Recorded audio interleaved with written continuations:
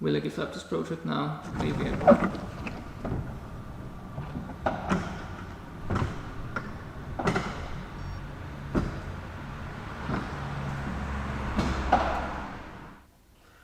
Hello everybody and welcome to day 34 of my S-Type project. A regular viewer of this video series recently asked me to show all the parts I have removed so far and how I store them for reassembly. So let's start with a little walk around here in my garage. This is the rack I built up in one of my earlier videos. All the parts removed at the beginning of the project are stored there. Of course, I soon ran out of space, so already the wheels had to be placed on the floor, as well as the front bumper, the door sills and the lower covers. Here we can see the transmission together with the torque converter, the two cylinder heads, the flex plate, the lower and the upper oil pan, the engine front cover, the two cam covers and all the camshafts. Proceeding on the other side,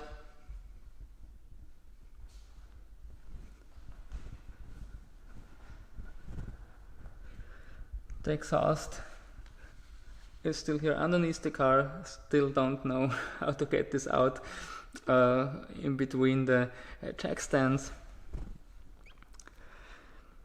Here you can see the lower engine block, the pistons together with the connecting rods and the crankshaft main bearings and washers,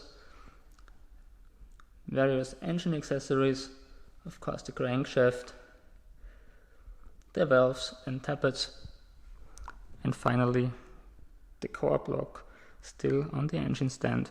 Actually, this block and its cylinder liners already gave me quite a headache this week.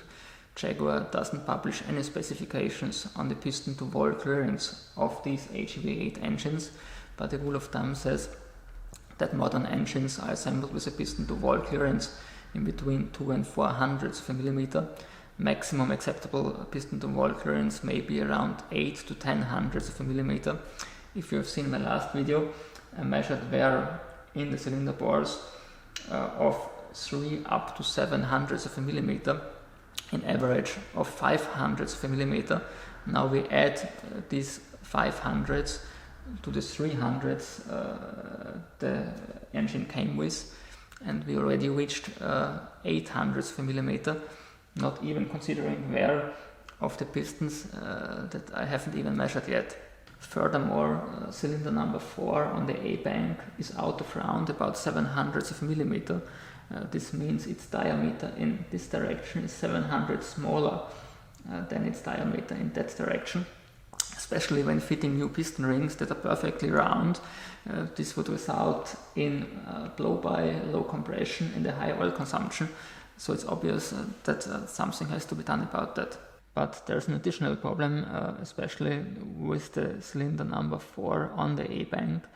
As I already mentioned last time, its cast iron liner was bored off-center at production. So I have a wall thickness on the left side of only 1.5 millimeter, while it's around 3 millimeters here on the right side. I've been measuring 3 hundredths below spec in this direction, so obviously the iron liner wasn't even strong enough to keep its shape over time. Boring this to first oversize, which in the metric world means 0.5 millimeters or 25 hundredths on each side, would even weaken the liner more and probably lead right into disaster. For that reason, I considered replacing the cylinder liners the only way to save my engine. I wrote email requests to all the 11 machine shops I could find in Austria. Most of them didn't even react. One shop would have charged me around 2,200 euros, another one 6,000, but I think this was meant as a so-called prohibitive price because they didn't want to do the job anyway. And the owner of a third shop actually called me. We spoke around half an hour on the phone. He asked me a lot of things about the engine. I think hardly any machine shop in Europe has ever worked on a HEV8 engine. And finally he asked me to send him photos. Luckily I had such a picture on hand already. It was posted in a forum and shows a cut open HA V8 engine with the cylinder liners removed. Since I don't want to run into copyright issues, this will not be embedded in this video, but I've linked it in the description below. I sent this photo to the machine shop, and 1 day later I received the final answer to my request. This answer was devastating. The iron liners of these HA V8 engines are not pressed in, they are cast in, which means the liners are produced first and then the alloy block is molded around them. This process, of course, cannot be replicated other than casting a new block. Of course, the iron liners could be bored out and replaced with pressed-in liners, but since the pressed-in liners are much thicker than these cast-in liners, this would require increasing the bore in the alloy, and therefore you need a certain wall thickness. In the case of the HA V8, the liners seem to add rigidity to the block and not the other way around, and the walls are simply too thin, so no way to put pressed-in liners in there.